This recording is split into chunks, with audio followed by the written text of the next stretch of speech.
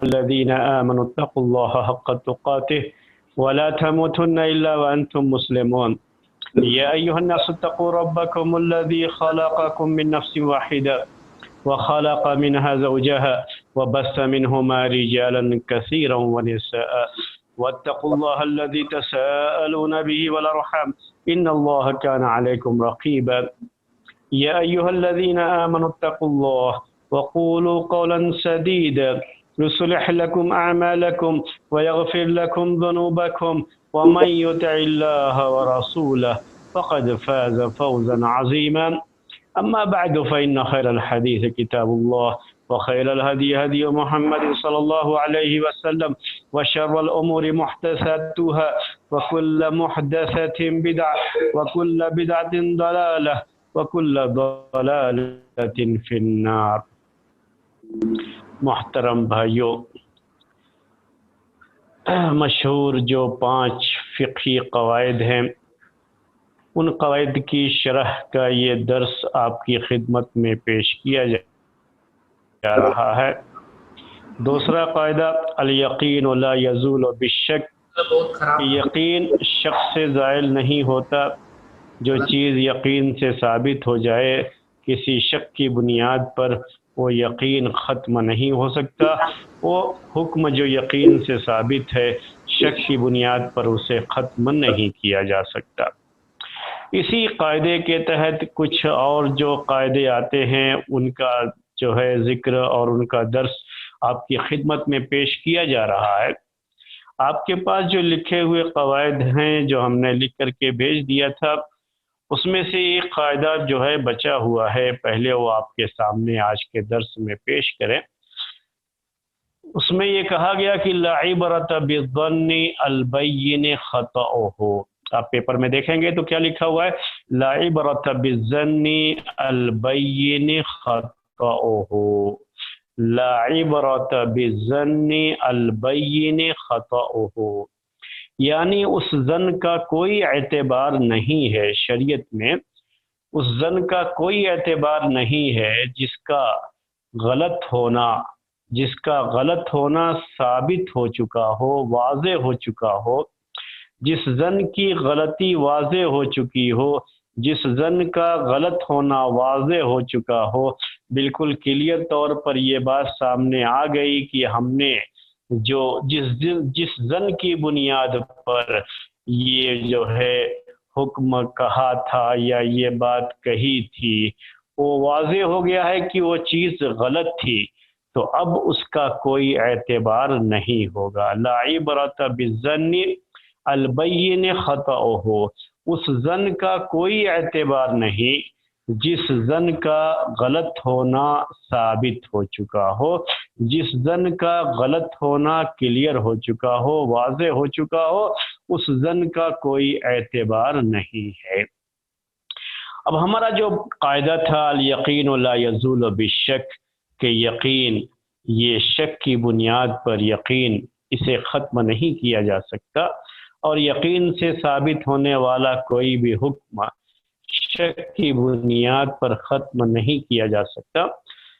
تو اس سے کیا تعلق ہے؟ اس قاعدے کا اس سے کیا تعلق ہے؟ کیوں اس کو اس کے تحت پیش کیا جاتا ہے؟ پہلے میں آپ کے سامنے یہ چیز جو ہے کلیئر کروں، واضح کروں۔ اس میں جو کہا گیا کہ جو چیز ظن سے ثابت تھی، یعنی ظن غالب یہی تھا کہ یہ چیز ایسی ہے، لیکن بعد میں ہمیں یہ پتہ لگا کہ ہم نے جو اس کے بارے میں گمان کیا تھا، ظن کا مطلب گمان کرنا، ہمارا جو گمان تھا، ہمارا جو خیال تھا وہ غلط تھا۔ جب یہ واضح ہو گیا تو پھر اب اس ظن کا کوئی اعتبار نہیں۔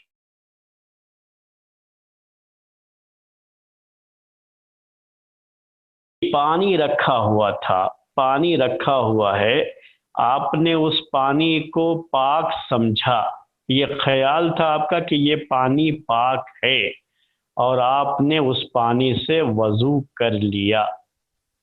یہ آپ کا خیال تھا، آپ کا گمان تھا کہ یہ پانی پاک ہے، یہ پانی پاک ہے، یہ آپ کا خیال تھا، یہ آپ کا گمان تھا، اور اس کے مطابق آپ نے وضو کر لیا، آپ کا وضو ہو گیا اور آپ نے نماز پڑھ لیا، نماز ہو گئی، سب کچھ اپنی جگہ پر صحیح ہے۔ لیکن اگر یہ ظاہر ہو جائے، یہ واضح ہو جائے، کسی نے آ کر کے آپ کو یہ بتایا کہ آپ نے اس وضو سے اس پانی سے آپ نے وضو کر لیا ہے، یہ پانی تو ناپاک تھا، ہمارا گمان یہ تھا کہ پانی جو ہے پاک ہے، ہم نے یہ سوچ کر کے ہم نے وضو کر لیا، لیکن کسی نے بتا دیا کہ نہیں یہ پانی کیا ہے، ناپاک ہے، وہ پورے یقین سے کہہ رہا ہے کہ یہ پانی ناپاک ہے، اس نے اپنی آنکھوں کے سامنے دیکھا اس میں نجس چیز، ناپاک چیز پڑتے ہوئے، جس کی وجہ سے یہ پانی ناپاک ہو گیا ہے، اور وہ کہہ رہا ہے کہ یہ پانی ناپاک ہے۔ تو ہمارا جو خیال تھا، ہمارا جو گمان تھا کہ یہ پانی پاک ہے،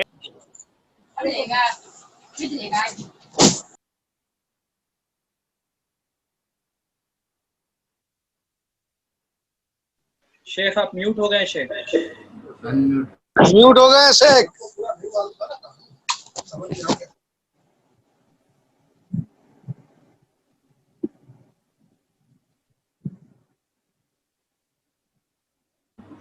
شیخ انمیوٹ کر لیجیے اپنے آپ کو۔ شیخ میوٹ ہو گئے۔ السلام علیکم۔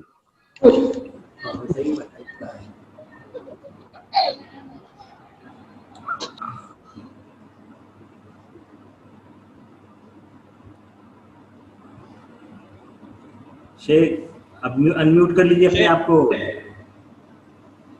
انمیوٹ کر لیجیے شیخ۔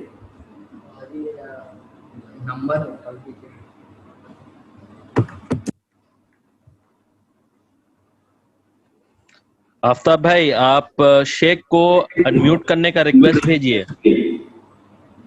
ہو گیا ہو گیا۔ ان کے پاس میں جو مائکرو فون کا سائن ہے اس میں کریے۔ ٹھیک جی میں آپ سے یہ کہہ رہا تھا، میں بیچ میں شاید جو ہے وہ میوٹ ہو گیا تھا، تو کہاں سے بات جو ہے آپ کے جو ہے کٹ گئی ہے مجھے پتہ نہیں۔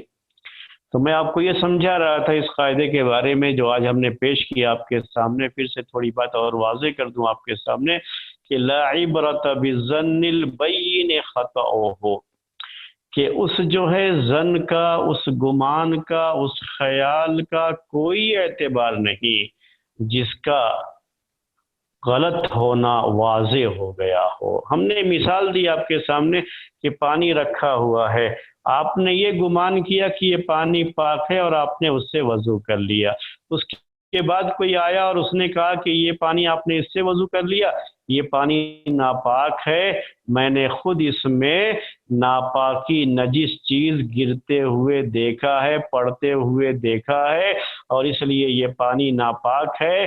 مجھے پتا ہے جب وہ خبر دے رہا ہے پورے یقین کے ساتھ، تو پہلے جو ہمارا خیال تھا کہ پانی پاک ہے، اب اس خیال کا کوئی اعتبار نہیں، کیونکہ اس کا غلط ہونا واضح ہو چکا ہے۔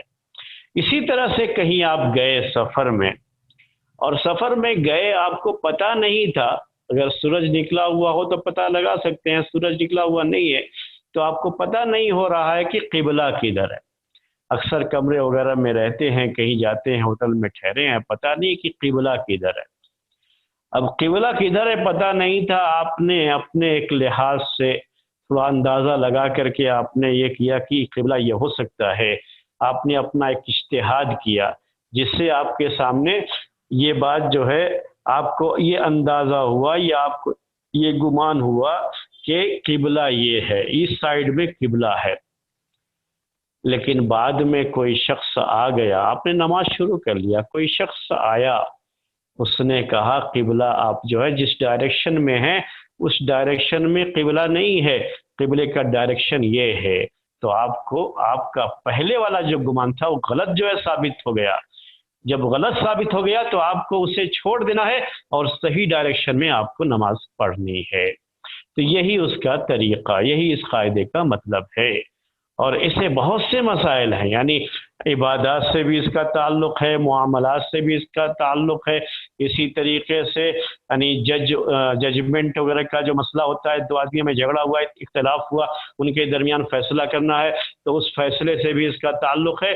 تو اس کا جو ہے زندگی کے تمام معاملات سے ہمارے اس قاعدے کا تعلق ہوتا ہے۔ میں نے آپ کو 2 مثالیں دی سمجھنے کے لیے۔ اسی طرح سے آپ کوئی مسئلہ پہلے سے آپ اس پر عمل کرتے آئے ہیں، پہلے سے آپ عمل کرتے آئے ہیں یہ سمجھتے ہوئے کہ یہی صحیح ہے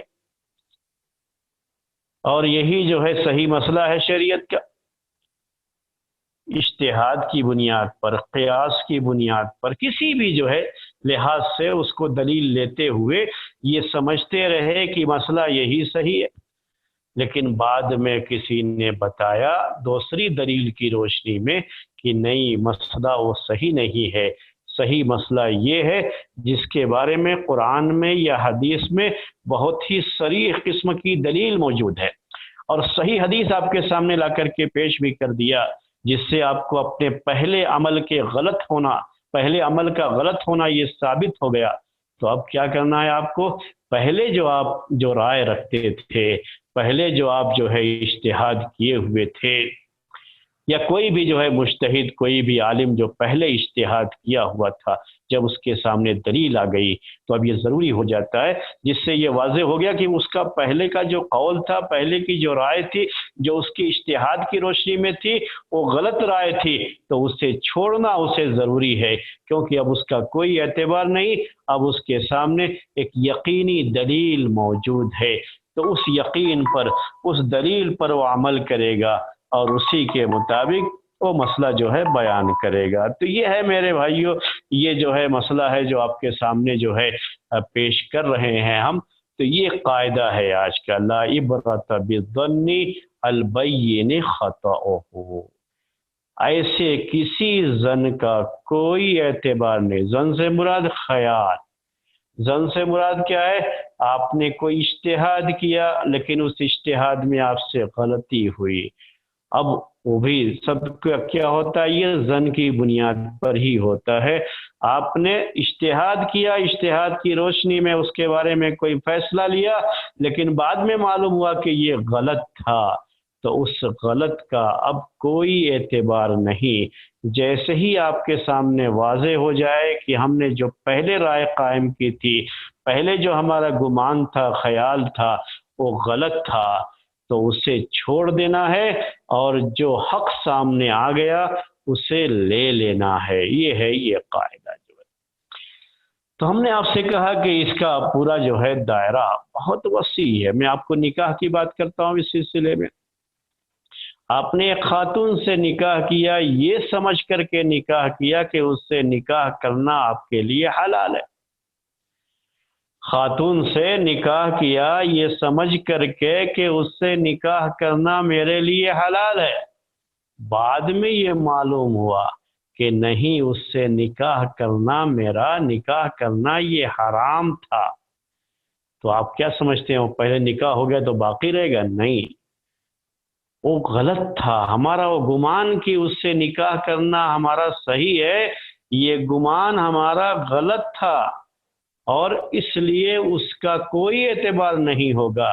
اب یہ نکاح ختم کر دیا جائے گا، کیونکہ یقینی خبر اب ہمارے پاس آ گئی کہ یقینی خبر کیا آئی کہ وہ ہمارے لیے، وہ عورت ہمارے لیے حلال نہیں ہے، ہم اس کے محرم ہیں، یعنی ہمارا اس سے نکاح کرنا حرام ہے۔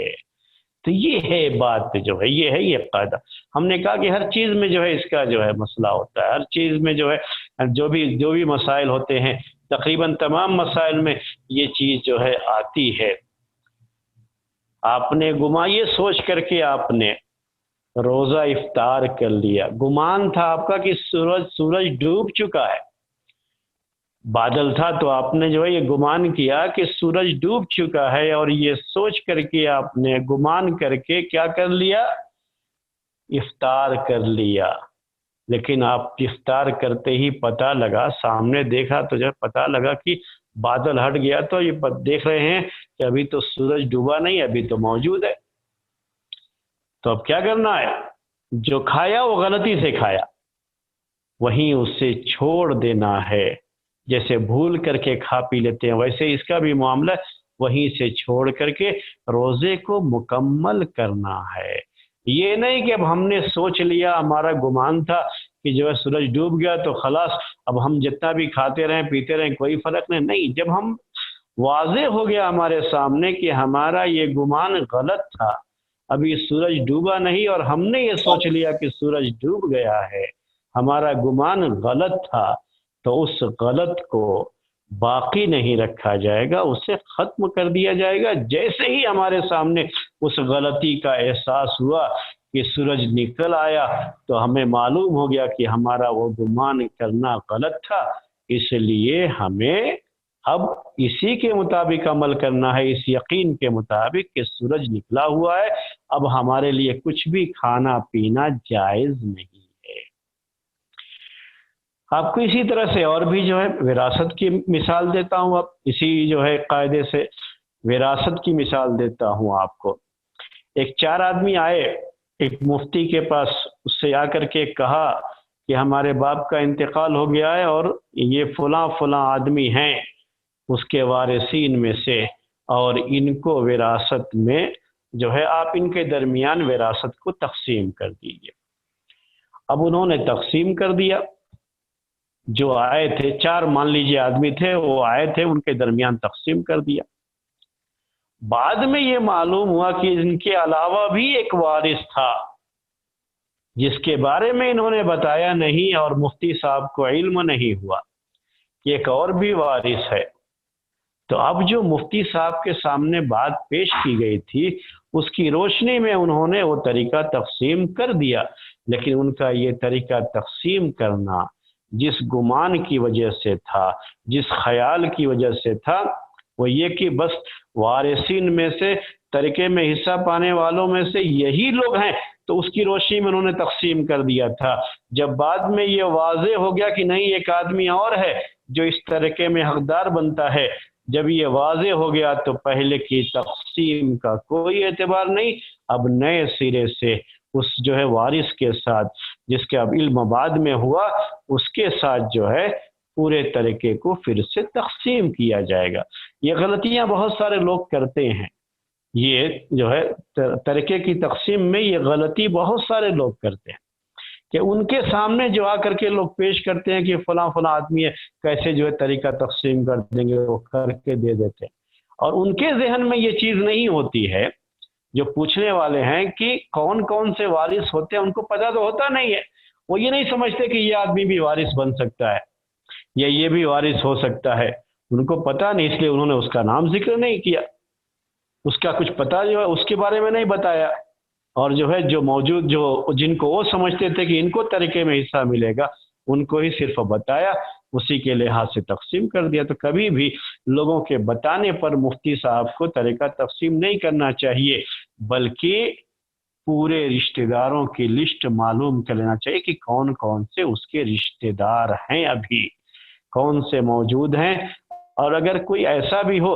جس کا کچھ پتہ نہیں ہے، کہیں گیا تھا کچھ پتہ نہیں ہے، جس کو ہم کہتے ہیں کہ وہ جو ہے غائب ہو گیا ہے، پتہ نہیں ہے اس کا، مسنگ ہے، کہیں گیا تھا اس کے بعد سے کوئی پتہ ہی نہیں ہے، تو ایسے کسی شخص کے تعلق سے بھی اس کو پتہ ہونا چاہیے اور اسی کے لحاظ سے طریقہ تقسیم ہونا چاہیے۔ تو یہ چیزیں ہیں، میں یہ آپ کو بتانا چاہ رہا تھا کہ اگر غلطی سے کوئی شخص جو ہے جیسا اس کو بتایا گیا اس کی وجہ سے اس نے کوئی فیصلہ کر دیا یا کوئی مسئلہ دے دیا، کوئی مسئلہ بیان کر دیا، بعد میں یہ پتہ ہوا کہ نہیں جو پیش کیا گیا تھا وہ غلط تھا اور اس کی وجہ سے مسئلہ غلط ہو گیا ہے، تو پھر بعد میں جیسے ہی اسے حقیقت کا علم ہو پورے مسئلے کو بیان کرے اور بتا دے کہ میں نے جو پہلے بتایا تھا آپ کو غلط بتایا تھا اور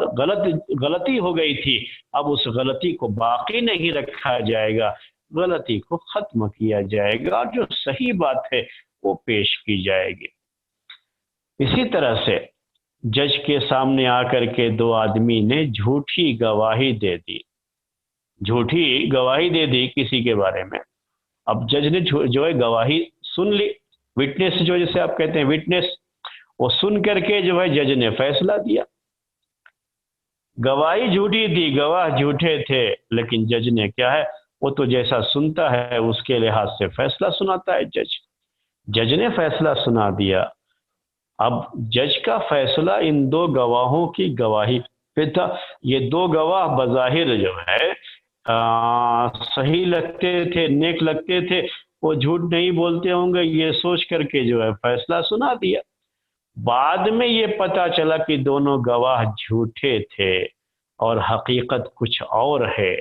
تو اگر غلطی واضح ہو جائے، کسی بھی چیز میں غلطی واضح ہو جائے، تو اب وہ غلطی جو واضح غلطی تھی واضح ہو گئی، تو جس گمان کے تحت جو ہے فیصلہ دے دیا گیا تھا، جس خیال کے تحت فیصلہ دے دیا گیا تھا، جب یہ ظاہر ہو گیا کہ وہ خیال غلط تھا اور حقیقت کچھ اور ہے، تو اب حقیقت کے مطابق فیصلہ دیا جائے گا اور اس کا کوئی اعتبار نہیں کیا جائے گا جو پہلے کیا گیا تھا. تو یہ ہے، یہ جو ہے باتیں ہیں، اس کا جو ہے خیال ہر جو ہے فیلڈ میں اس قاعدے پر عمل ہوتا ہے، ہر جو ہے اس کے لحاظ سے اس پر جو ہے عمل ہوتا ہے. ابھی آپ کے سامنے کوئی خبر آئی، کسی نے کوئی خبر دیا آپ کو، اس نے کہا میرا خیال یہ ہے کہ فلاں آدمی جو ہے تھا فلاں جگہ پر اور اسی نے یہ کام کیا ہے.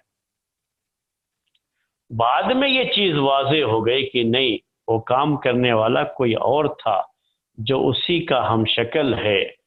تو اگر پہلے جو ہے جو رائے قائم کی گئی تھی اس کا غلط ہونا ظاہر ہو جائے، واضح ہو جائے، تو اب اس گمان کا کوئی اعتبار نہیں ہے. تو یہ چیزیں ہیں، یہ جو ہے مسئلہ ہے.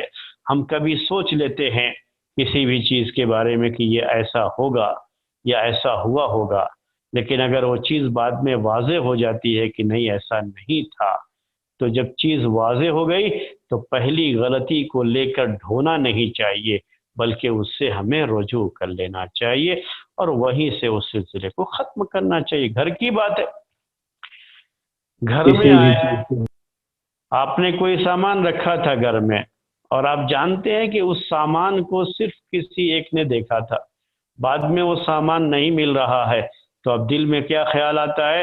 یہ خیال آتا ہے کہ جو جانتا تھا اسی نے وہ سامان اٹھایا ہوگا، اسی نے وہ سامان لیا ہوگا. دل میں یہ خیال آ رہا ہے، بار بار یہی خیال آئے گا کہ اس نے دیکھا تھا اسی نے لیا، اور اسی کے مطابق اس کے اوپر سختی بھی کبھی کبھی کرنا شروع کر دیتے ہیں. وہ انکار کرتا نہیں میں نے نہیں کیا.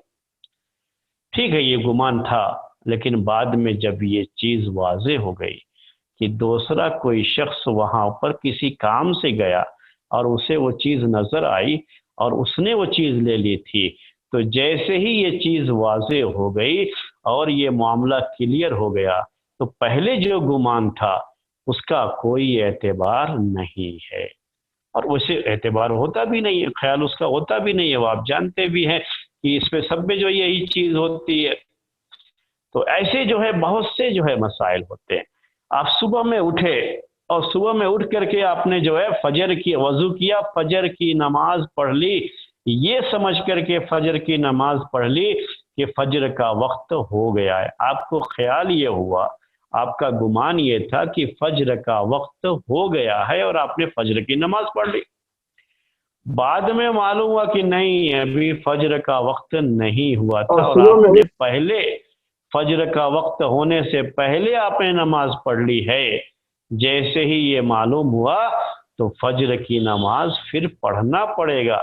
پہلا جو عمل تھا ہمارا وہ جس ظن کی بنیاد پر تھا، جس گمان کی بنیاد پر تھا، جس خیال کی بنیاد پر تھا، وہ خیال ہمارا غلط تھا، اور اسی وجہ سے اب اس عمل کا کوئی اعتبار نہیں ہوگا، کوئی اعتبار نہیں ہوگا. جی ہاں، اب آپ کو جو ہے قرض کی ایک مثال دے دیں. زید نے بکر سے قرض لیا 1000 روپے. اس کے بعد جو ہے زید نے قرضہ لیا تھا، زید نے وہ قرضہ ادا کر دیا. زید نے 1000 روپے جو بکر سے لیا تھا وہ قرضہ ادا کر دیا. بعد میں اس کے زید کے بھائی کو بھی علم تھا کہ زید نے بکر سے قرضہ لیا ہے. تو زید نے ادا کر دیا، بکر کو یہ پتہ نہیں تھا، اس کے زید نے بکر کو قرضہ ادا کر دیا ہے، لیکن زید کے بھائی کو ادا کرنے کا پتہ نہیں تھا، تو زید کے بھائی نے بھی لے جا کر کے اس کو 1000 روپے دے دیا۔ اب یہ جو دوسری ادائیگی ہے زید کے بھائی نے جو دیا ہے، یہ اس گمان پر دیا ہے کہ ابھی یہ قرضہ ادا نہیں ہوا ہے، یہ سوچ کر کے دیا ہے کہ ابھی قرضہ ادا نہیں ہوا ہے۔ بعد میں جیسے ہی معلوم ہوا کہ نہیں، زید نے پہلے ہی قرضہ ادا کر دیا تھا اور قرضہ پھیر دیا تھا، تو اب یہ پیسہ اسے واپس کرنا ہے، جس کو بکر کو یہ پیسہ 1000 روپے واپس کر دینا ہے۔ ویسے تو پہلے ہی واپس کر دینا چاہیے تھا، لیکن شاید اس کو یاد نہ رہا ہو کہ زید نے جو ہے پیسہ واپس کر دیا تھا، یاد نہ رہا ہو، اور اس کی وجہ سے اگر اس نے لے لیا، یہ یاد رکھیے، تو جیسے ہی یہ واضح ہو گیا کہ زید پہلے قرضہ ادا کر چکا تھا، تو لازمی طور پر اب اسے یہ واپس کرنا ہوگا۔ تو یہ سب چیزیں میرے بھائیوں جو ہے، یہ ساری مثالیں مختلف جو ہے اس کی مختلف جو ہے فیلڈ کی مثالیں اس سلسلے میں جو ہے آپ کے سامنے ہم نے پیش کر دی ہیں کہ کوئی بھی مسئلہ ہو، اگر کسی خاص گمان یا کسی خاص خیال کی بنیاد پر، اجتہاد کی بنیاد پر وہ فیصلہ کیا گیا، وہ مسئلہ بتایا گیا، بعد میں اس کا غلط ہونا ظاہر ہو گیا، تو پھر اس غلطی کا اب جو ہے اس مسئلے کا کوئی اعتبار نہیں۔ جو پہلے حکم دیا، جو پہلے مسئلہ بیان کیا، جو اس کے جائز یا ناجائز ہونے کا جو بھی بیان پہلے دیا، اس کا کوئی اعتبار نہیں ہوگا، کیونکہ ہم نے وہ بات کہی تھی ایسے خیال کے تحت کہی تھی جس خیال کا بعد میں غلط ہونا ثابت ہو چکا ہے۔ تو یہ چند باتیں تھیں، یہ چند جو ہے مثالیں تھیں آپ کے سامنے ہم نے پیش کر دی یہ مثالیں۔ اب آپ بتائیے کہ یہ تو مسئلہ ہم نے جو ہے واضح کر دیا، اور یہ آپ کو جو ہر ایک کو پیش آتا رہتا ہے۔ اگر جو ہے آپ کو کوئی سوال ہو اس مسئلے کے تعلق سے تو آپ پیش کر سکتے ہیں اپنا سوال۔ کہیں بھی آپ کو کسی بھی معاملے میں آپ نے جو بھی فیصلہ کیا، اگر وہ کسی ظن کی بنیاد پر، کسی خاص خیال کی بنیاد پر آپ نے وہ بات کہی تھی، اور بعد میں یہ ظاہر ہو گیا کہ وہ جو ہے غلط چیز تھی، وہ غلط معاملہ تھا، غلط جو ہے ہماری بات تھی، ہمارا خیال غلط تھا، ہمارا گمان غلط تھا، تو اب اس کا کوئی اعتبار نہیں ہوگا جو آپ نے پہلے بات کیا یا جو آپ نے پہلے عمل کیا۔ میں نے جو ہے عبادات کے تعلق سے بھی مثال آپ کے سامنے پیش کی، معاملات کے تعلق سے بھی پیش کی، بیچنے خریدنے یا کہیے قرضہ لینے کے بارے میں آپ کے سامنے مثال پیش کی، وراثت کی بھی مثال پیش کی میں نے آپ کے سامنے۔ تو اس طرح سے ساری چیزیں جو ہیں ہم نے پیش کی آپ کے سامنے، مثال جو ہے پیش کی۔ آپ کو خریدنے بیچنے کی بھی ایک مثال پیش کر دیتے ہیں۔ آپ نے جو ہے کسی سے جا کر کے مارکیٹ میں سامان خریدا، 500 کا وہ سامان تھا، آپ نے اپنی جیب سے یہ سمجھ کر کے کہ یہ 500 کا نوٹ ہے آپ نے دکاندار کو دیا، یہ سمجھ کر کے کہ یہ 500 کا نوٹ ہے آپ نے دیا۔ 100 کا نوٹ آج کل بالکل جو ہے اگر تھوڑا سا رنگ کا خیال نہ کریں تو اندھیرا رہے تو بالکل لوگ 500 کے نوٹ جیسا لگتا ہے، بعض مرتبہ لوگ دھوکہ کھا گئے اس میں جو۔ اب یہ 500 کا سمجھ کر کے تو آپ نے دے دیا، اب آپ ڈٹے ہوئے نہیں میں نے 500 دیا، وہ کہہ رہا ہے بعد میں اپنا حساب دیکھا تو اس کا حساب کم پڑ رہا تھا، تو اس نے یہ کہا کہ آپ نے 100 روپے دیے تھے، آپ کو 500 روپے دینے تھے۔ آپ کو نہیں میں نے تو 500 روپے دیے۔ آپ کا گمان یہی تھا کہ آپ نے 500 روپے دیے ہیں، لیکن حقیقت میں آپ نے 100 روپیہ دیا تھا۔ بعد میں آپ نے اپنے پاس جو پیسے تھے آپ نے اسے گن کر کے دیکھا تو حقیقت میں آپ کے پاس پیسہ ابھی زیادہ ہے، جبکہ 500 نکالنے کے بعد پیسہ کم ہو جانا چاہیے تھا آپ کا۔ ایسے ظاہر ہو گیا آپ کو، یعنی پتہ لگ گیا کہ آپ جو ہے اس وقت جو آپ نے 100 کا نوٹ دیا تھا لیکن آپ نے سمجھا یہ کہ آپ نے 500 کا نوٹ دیا ہے، تو ہمارا جو یہ گمان تھا، یہ خیال تھا، وہ غلط تھا۔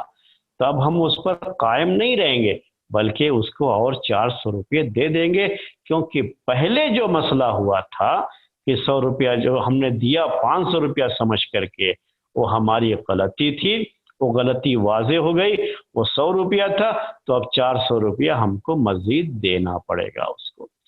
ایسے ہی جو ہے اب بینک میں کبھی کبھی بینک والا بھی جو ہے غلطی کر دیتا ہے، پیسہ کسی کو دیا تو جو دینا تھا جتنا تو کبھی کبھی بہت زیادہ چلا جاتا ہے، تو وہ بھی ایک مسئلہ ان کے ساتھ بھی ہوتا ہے، ان کو بھی واپس کرنا ہوتا ہے کیونکہ وہ روز روز کا حساب رکھتے ہیں۔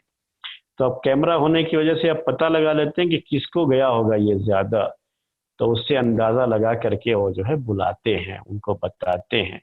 اگر ایماندار آدمی رہتا ہے تو خود ہی بتا دیتا ہے، نہیں تو جو ہے ان کو خود تحقیق کر کے اس کے بارے میں معلوم کرنا پڑتا ہے۔ بہرحال یہ باتیں تھیں، آپ کو یہ جو ہے مسئلہ جو تھا ہم نے پیش کر دیا، اور یہ بھی واضح کر دیا آپ کے سامنے کہ کسی بھی گمان کا ظن کا کوئی اعتبار نہیں ہوتا ہے۔ اب آپ کو جو ہے قربانی کا مسئلہ پیش کروں۔ کسی شخص نے جانور قربان کر دیا، لیکن اس کو یہ پتہ نہیں تھا کہ اس کی قربانی جائز نہیں ہے۔ جیسے ابھی چھوٹا جانور تھا، لا کے قربان کر دیا، قربانی کر دی، جبکہ وہ ابھی اس عمر کا جانور قربان کرنا، یا کہ یہ کہ دانت ابھی جو اس کا گرا ہوا نہیں تھا، دودھ کا دانت، وہ لا کر کے جو ہے ذبح کر دیا، اس کو پتہ نہیں تھا کہ یہ اس کے لیے شرط ہے، ذبح کر دیا۔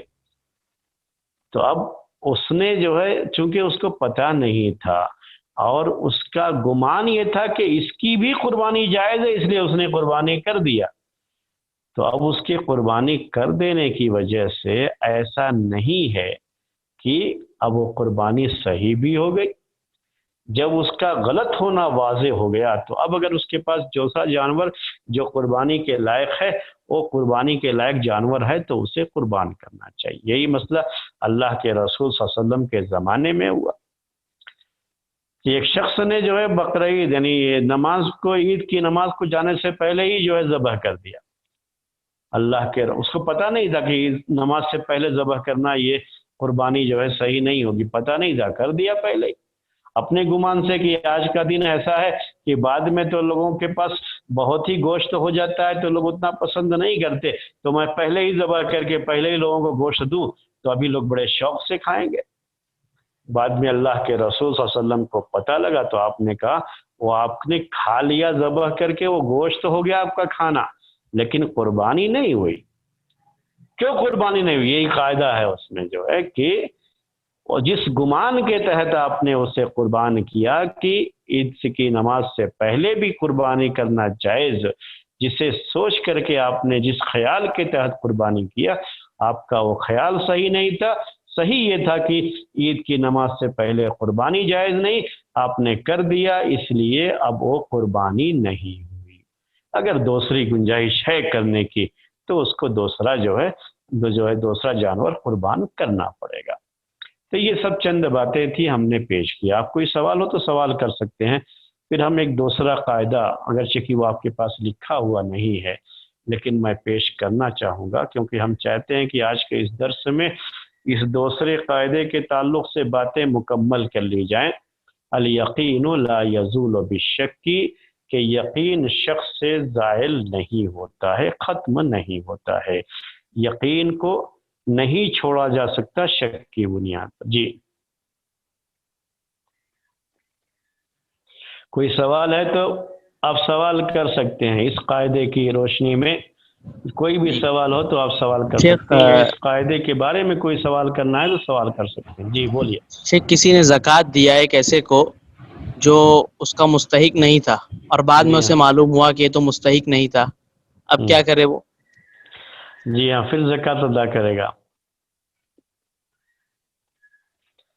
پھر زکوٰۃ ادا کرے۔ اگر زکوٰۃ ابھی اتنا مال ہے اس کے پاس کہ مزید زکوٰۃ ادا کر سکتا ہے تو پھر زکوٰۃ ادا کرے گا، لیکن اگر اب نہیں ہے اتنا مال، اب وہ نکالنے کے بعد اب اس کے اوپر زکوٰۃ فرض نہیں ہو رہی ہے تو ختم ہو گیا مسئلہ یہیں سے جو ہے، کیونکہ اب زکوٰۃ کی فرضیت اس کے اوپر نہیں ہے اتنا مال نکلنے کے بعد۔ لیکن زکوٰۃ تو واجب اس وقت ہوئی تھی جب اس نے ادا کیا، یعنی واجب اس پر تو وہی اماؤنٹ ہے جو پہلے تھا، اور اس نے جو ہے غلط جگہ دے دیا۔ نہیں میں نے کیا کہا آپ سے کہ جیسے جس مال پر زکوٰۃ واجب ہوئی تھی، ٹھیک ہے، اب وہ زکوٰۃ جو ہے نصاب کو پہنچا تھا اس کو لے کر کے وہ مال، اب اتنا نکال دینے کے بعد جو مال باقی بچا ہے وہ نصاب کو نہیں پہنچتا، تو اب اس کے لیے کوئی زکوٰۃ کا مسئلہ نہیں ہے نا۔ لیکن اگر ہے ابھی بھی جو ہے اس کے اوپر زکوٰۃ واجب ہو رہی ہے تو زکوٰۃ کو ادا کرے گا، یہ ہے زکوٰۃ ادا کرے گا۔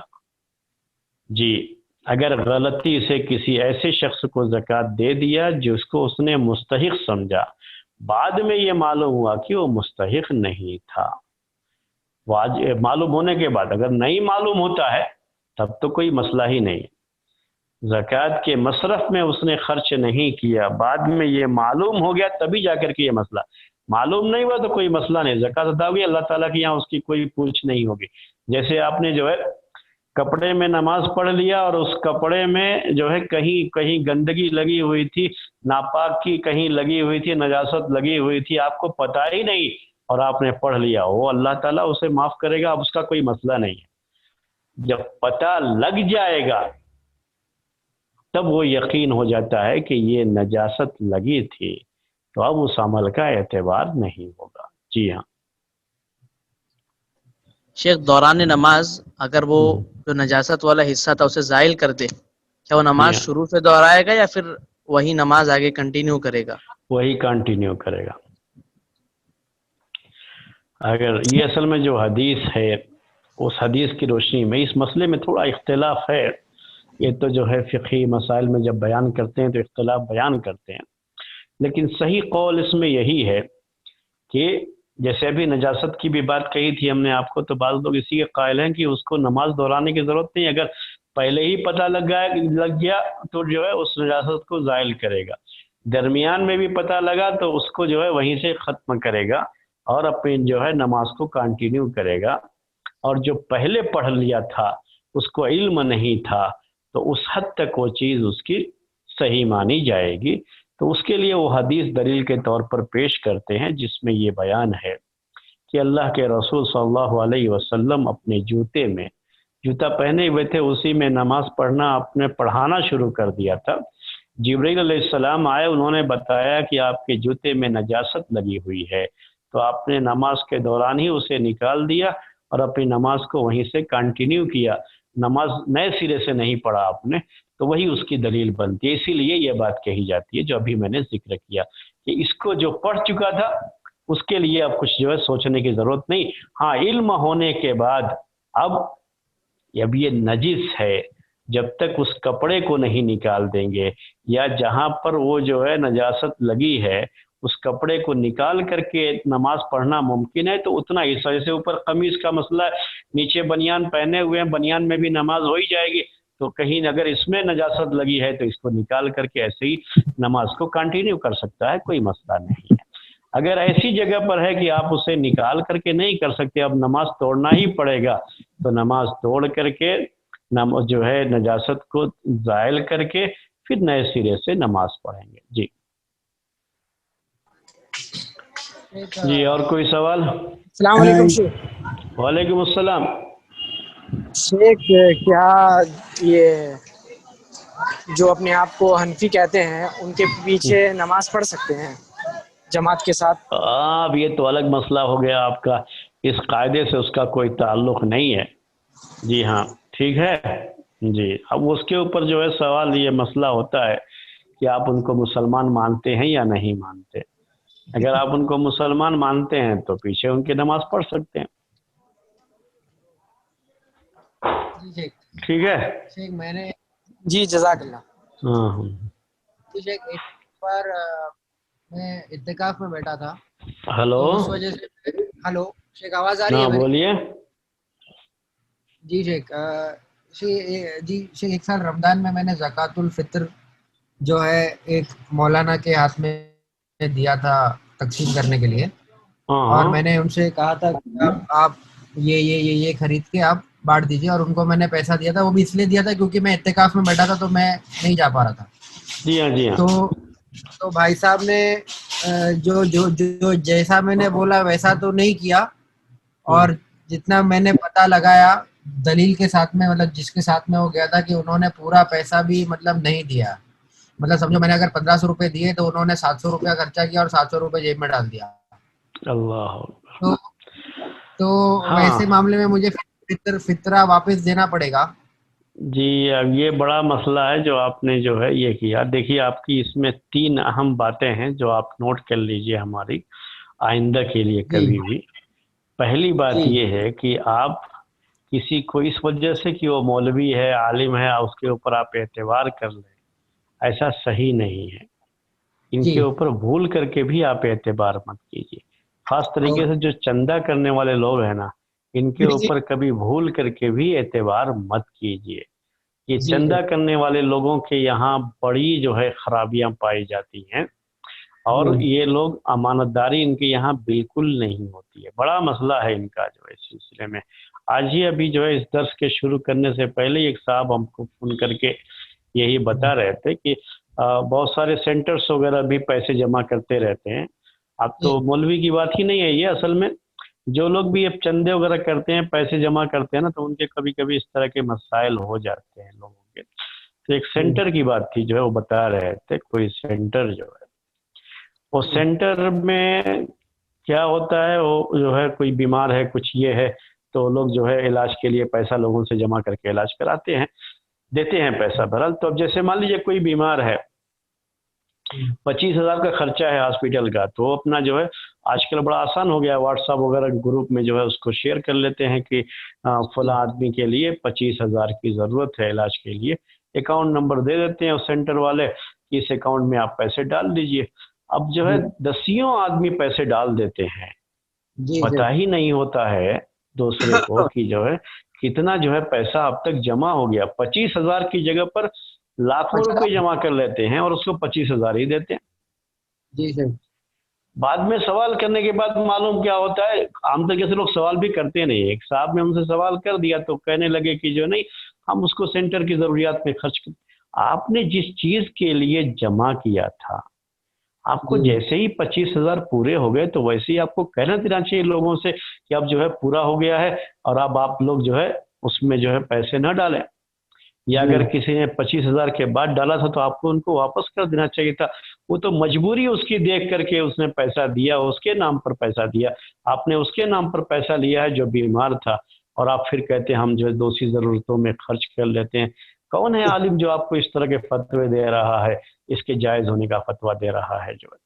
تو یہ چیزیں بہت زیادہ جو ہے امانت داری نہیں رہ جاتی ہے اس طرح کے مسائل میں. تو پہلا میرا جو ہے یہ پہلی بات تھی جو آپ سے کہنے. دوسری بات کیا ہے کہ زکوٰۃ وغیرہ یا زکوٰۃ فطر میں کوشش یہ کریں آپ لوگ ہمیشہ کہ خود جو ہے ڈائریکٹ جو مستحق ہے اس تک پہنچا دیں. اس سے آپ کو اطمینان رہے گا.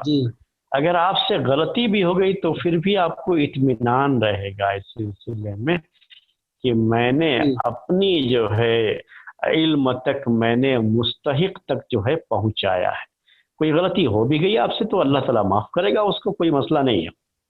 لیکن اپنی حد تک پوری تحقیق کر کے آپ جو مستحق لگتا ہے آپ اس تک پہنچا دیجئے، ختم مسئلہ آپ کا.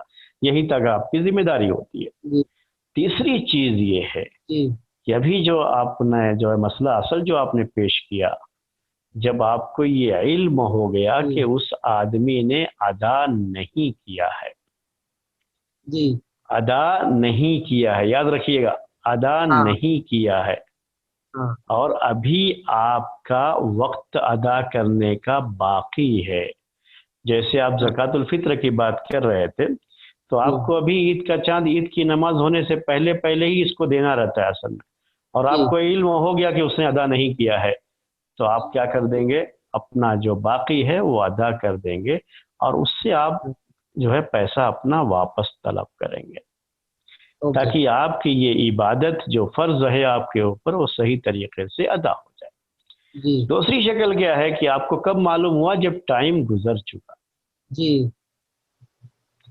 آپ کو معلوم تو ہوا لیکن عید کے بعد معلوم ہوا کہ اس نے ادا ہی نہیں کیا ہے پورا. اب یہ پورا گناہ اس کے اوپر جائے گا.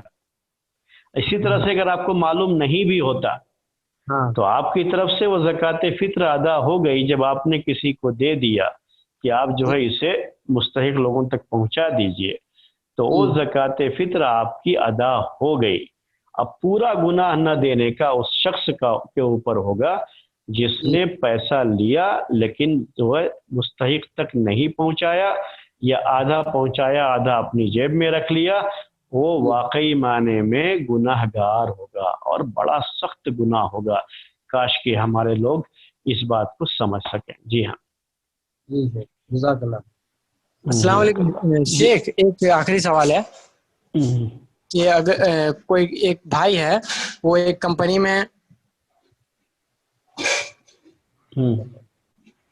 میں کام کرتا تھا شیخ، تو اس کو 3 مہینے کا سیلری اس کا کمپنی نہیں دے پایا اور وہ غصے میں آ کر کے اس کمپنی کا جو چیز تھا 1/3 جیسے کہ 10,000 روپے، تو 10,000 روپے کا چیز بنا بولے اس کو لے لیا.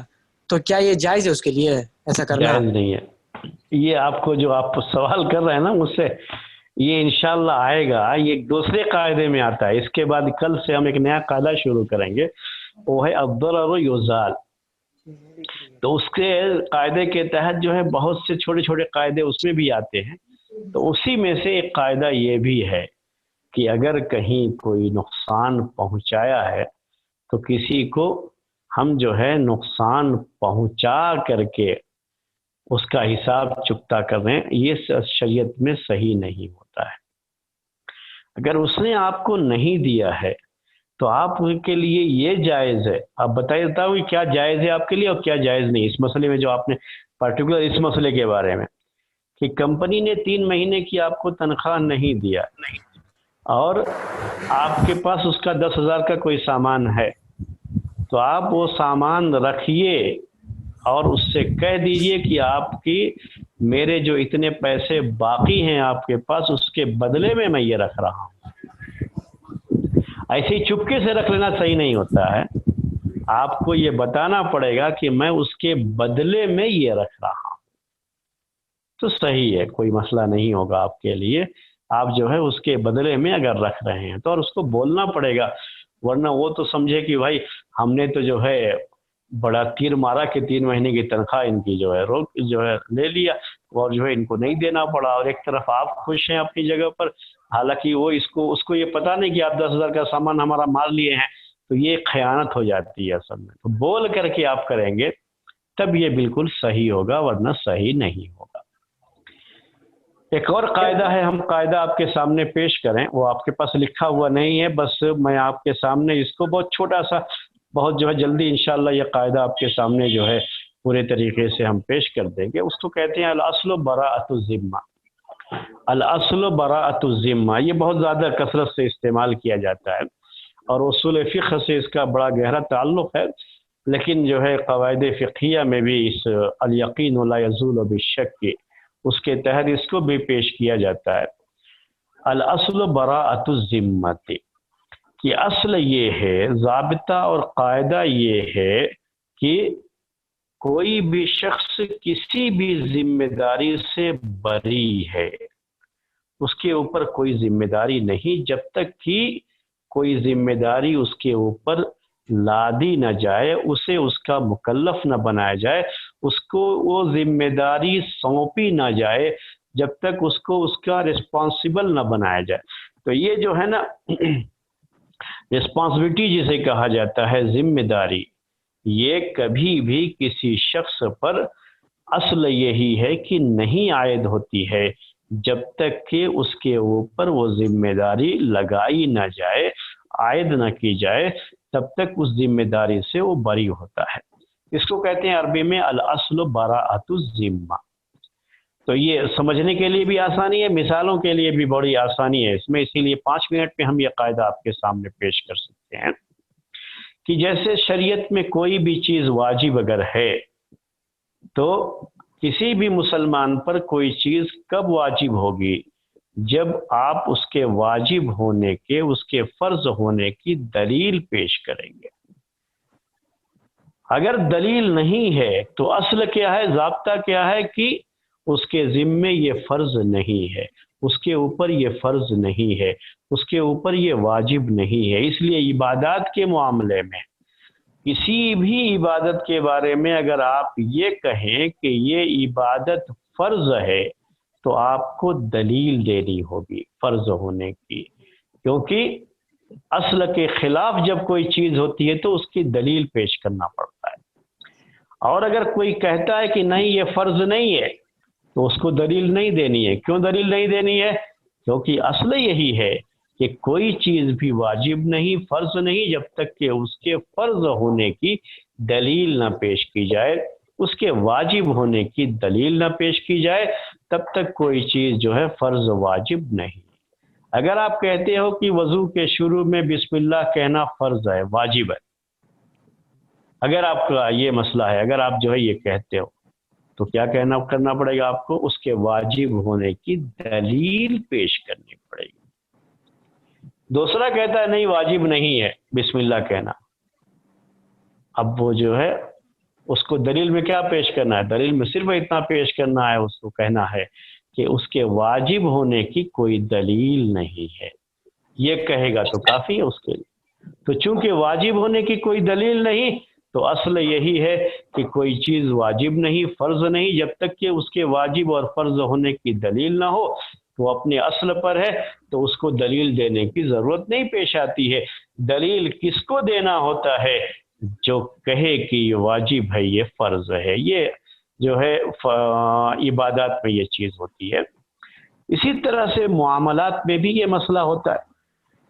اگر کوئی شخص یہ دعویٰ کرتا ہے کسی کے اوپر کہ میں نے اس کو 1000 قرضہ دیا تھا، یہ قرضہ اس نے واپس نہیں کیا، اور وہ شخص کہتا ہے کہ میں نے اس سے قرضہ لیا ہی نہیں ہے، کبھی اس نے مجھے قرضہ دیا ہی نہیں ہے، تو اب یہاں دلیل کس کو پیش کرنا پڑے گا؟ آپ سے ہی پوچھ رہا ہوں، کیونکہ اگر آپ سمجھ گئے تو آپ خود ہی کہہ سکتے ہیں۔ جی، کس کو دلیل پروف پیش کرنا پڑے گا؟ قرض دینے والے کو، جس نے قرض دیا۔ دینے والے کو، بالکل واضح بات، کیونکہ وہ دعویٰ کر رہا ہے کہ ہم نے قرض دیا اس کو، اس سے پروف پیش کرنا پڑے گا۔ جو کہہ رہا ہے کہ نہیں ہم نے اس سے قرض لیا ہی نہیں ہے تو وہ اصل پر ہے، اور اصل یہی ہے کہ کسی کے اوپر کوئی چیز واجب نہیں ہوتی، اس کی ذمے میں نہیں ہوتی۔ اس کے ذمے میں 1000 روپے قرضہ دینا یہ اسی وقت ہوگا جب یہ ثابت ہو جائے کہ اس نے قرضہ لیا ہے، ورنہ اس کا انکار کر دینا کافی ہے۔ قسم کھا کر کے وہ انکار کر دے گا تو انکار کر دینا اس کا کافی ہو جائے گا اور اس کے حق میں فیصلہ دیا جائے گا۔ اسی طرح سے کبھی بھی جو ہے کسی بھی مسئلے میں اس کا اعتبار ہوتا ہے، شریعت میں اس کا اعتبار ہوتا ہے، آپ کے باہمی لین دین میں بھی اس کا اعتبار ہوتا ہے۔ ہمیشہ جو ہے یہ یاد رکھیے کہ اگر کوئی شخص کچھ دعویٰ کرتا ہے تو دعویٰ کرنے والے کو پروف پیش کرنا پڑے گا۔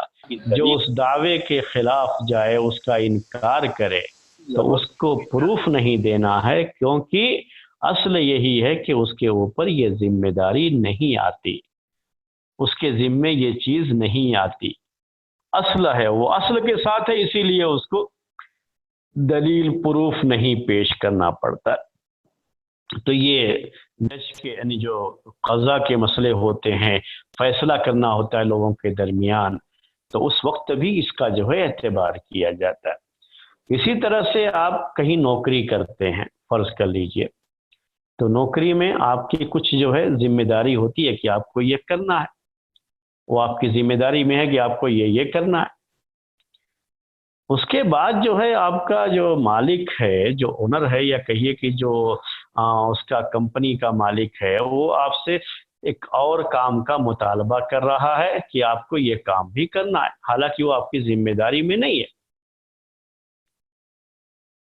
لیکن وہ ابھی مطالبہ کر رہا ہے آپ سے۔ تو اصل کیا ہے کہ آپ کے اوپر وہ ذمہ داری نہیں ہے، چونکہ وہ ذمہ داری لکھی نہیں گئی تو وہ ذمہ داری نہیں ہے آپ کے اوپر۔ آپ انکار کر سکتے ہیں۔ اگر وہ یہ کہتا ہے کہ جو ہے اگر فیصلے کے لیے گئے آپ آگے جو ہے، اس نے نکال دیا آپ کو، لیکن آپ نے کیس کر دیا اس کے خلاف کہ میری کوئی غلطی نہیں، پھر بھی مجھے نکال دیا ہے، اب جب جج کے سامنے مسئلہ آئے گا تو جج کے سامنے اسے پروف کرنا پڑے گا کہ واقعی وہ آپ کی ذمہ داری تھی اور آپ نے اسے ادا نہیں کیا۔ اگر آپ کی ذمہ داری نہیں تھی وہ، اور آپ نے جو ہے کہا میری ذمہ داری نہیں تھی، آپ کو پروف بھی لا کر کے دینے کی ضرورت نہیں، پروف اسی کو دینا ہے کہ وہ ذمہ داری تھی اس آدمی کی، وہ اس کو پروف پیش کرنا پڑے گا، اس سلسلے میں آپ کو پیش کرنے کی ضرورت نہیں ہے۔ تو یہ چیزیں ہوتی ہیں میرے بھائی، ذمہ داریوں کا بھی یہی مسئلہ ہوتا ہے کہ آپ کی کیا کیا ذمہ داریاں ہیں، وہ جو ذمہ داریاں باقاعدہ پروف ہیں، یعنی لکھ کر کے آپ کو دے دی گئی ہیں، اور ٹھیک ہے وہ آپ کی ذمہ داری بنتی ہے۔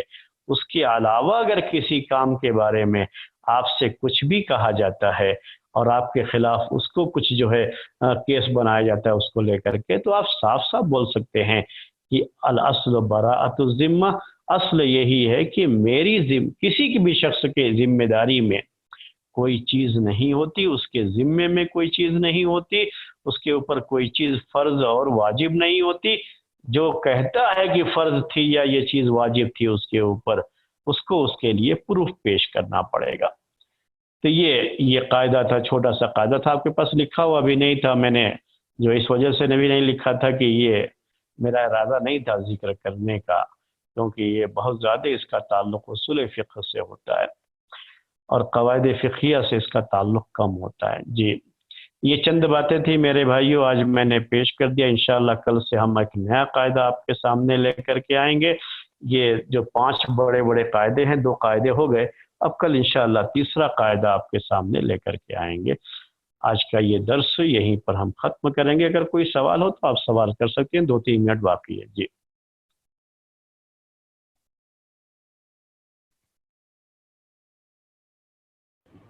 السلام علیکم شیخ۔ وعلیکم السلام۔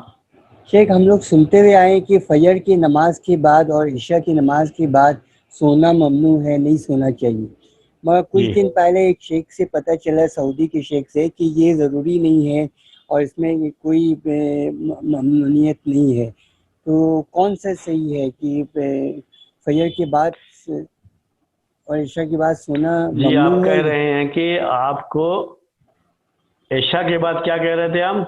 عشاء کے بعد سونا صحیح نہیں ہے، عشاء کی نماز عصر کے بعد عصر کے بعد سونا صحیح نہیں ہے۔ جی ہاں صحیح ہے، جی اور عشاء کے بعد اور فجر کے بعد بھی نہیں سونا چاہیے، ہاں، کیونکہ فجر کے بعد سونے سے رزق کم ہو جاتا ہے، اس ٹائم رزق اترنے کا ٹائم رہتا ہے۔ یہ سب چیزیں کیا ہیں اپنی جگہ پر، آپ جو کہہ رہے ہیں صحیح ہے یہ ایک، لیکن جو ہے یہ کوئی ایسا مسئلہ نہیں تھا کہ شریعت میں اس کو منع کر دیا گیا ہے اور اس وقت سونا حرام ہے، ایسا کچھ نہیں ہے اصل میں۔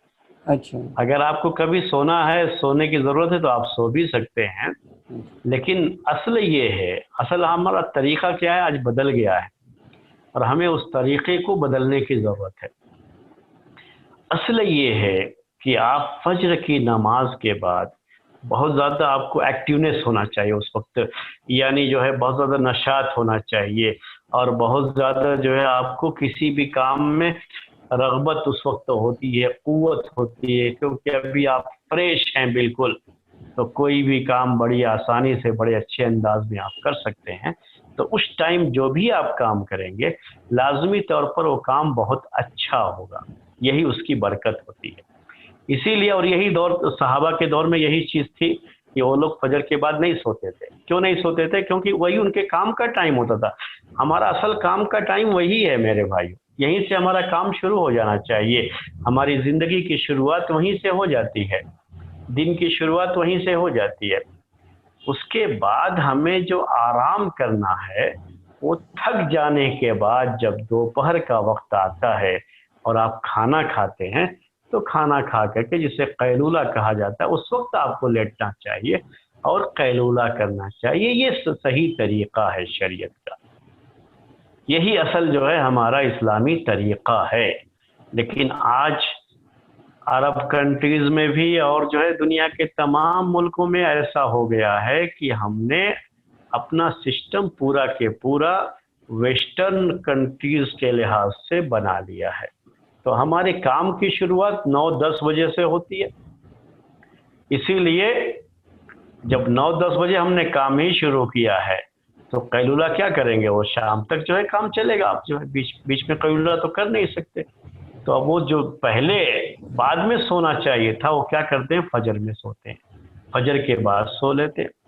ایک تو یہ غلطی ہماری ہوتی ہے. اگر آپ دیکھیں گے نمازوں کے اوقات، تو نمازوں کے اوقات میرے بھائیوں ایسے ہی رکھے بھی گئے ہیں. میرا اس پر ایک درس ہے، کبھی کبھی میں نے دیا تھا درس، وہ آپ کے سوال کی وجہ سے میں نے آپ کے سامنے پیش کر دیا. یہ کہ فجر کے بعد سے آپ دیکھیں گے ظہر تک لمبا ٹائم ہے.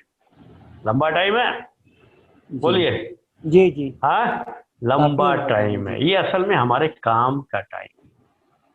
آج ہم کو نمازوں کی پریشانی کیوں ہوتی ہے کہ ہمارا جو ڈیوٹی ٹائم ہے وہ ہمارا اسلامی لحاظ سے نہیں ہے. ڈیوٹی ٹائم اگر ڈیوٹی ٹائم اسلامی لحاظ سے رکھا جاتا تو ہمیں نمازوں کی کوئی پریشانی نہیں. تو یہ ہے لمبا ٹائم، آرام سے آپ اس میں کام کیجئے ظہر تک. قاعدہ آپ کے سامنے لے کر تو کوئی مسئلہ نہیں آئے گا، کوئی پریشانی نہیں آئے گی. یہی اصل اسلامی طریقہ تھا.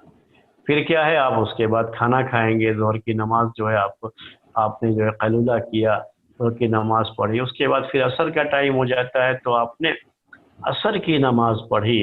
عصر کی نماز کے بعد ہی اصل میں ان کے یہاں تجارت کا وقت ہوتا تھا. یہ اس زمانے کی بات ہے کہ تجارت کا ٹائم ہوتا تھا ان کا.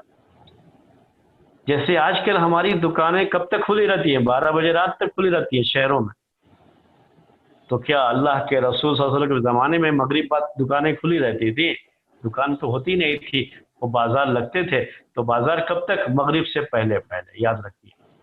اور جب بالکل چلچلاتی دھوپ ہو مکے مدینے میں تو کتنی سخت دھوپ ہوتی ہے. اس وقت کوئی جو ہے ایسے ہی کھلے میں، کوئی باقاعدہ جو دکان تو ہوتی نہیں تھی، کھلے میں لا کر کے سامان بیچتے تھے نا. تو کھڑے نہیں ہو سکتے تھے دھوپ میں، اتنا کھڑا نہیں ہو سکتے جو ہے. تو عصر کے بعد کے ٹائم میں ہی یہ لوگ سامان وغیرہ بیچتے تھے، وہاں پر اس وقت لے کر کے آتے تھے. اللہ کہ باہر سے کبھی کوئی قافلہ آ جاتا تھا سامان لے کر کے، تو جو ہے وہ جس وقت آیا اسی وقت بیچ دیا کرتا تھا، اس کا الگ مسئلہ. لیکن عام جو مارکیٹ وہاں کی ہوتی تھی، جو لوکل مارکیٹ کہہ لیجیے، تو عصر کے بعد ہی کا ان کا وہ ٹائم ہوتا تھا. اسی لیے عصر کے بعد ان کو یہ کام کرنا ہوتا تھا. کون سا؟ ایک تو ڈیوٹی کا کام تھا، ایک گھر کی ضروریات خریدنے کا کام، بیچنے کا کام جو کچھ ہے وہ اس ٹائم پر ہوا کرتا تھا. اسی لیے اس ٹائم پر اس زمانے میں لوگوں کو سونے کا مسئلہ بھی اور منع بھی کیا جاتا تھا اس ٹائم پہ، کہ وہ ٹائم اصل ان کے کام کا ہوتا تھا. یہ چیز ہوتی تھی. آج ہمارا ٹائم سب بدل گیا ہے. اب 12 بجے تک تو ہم لوگ جاگتے رہتے ہیں.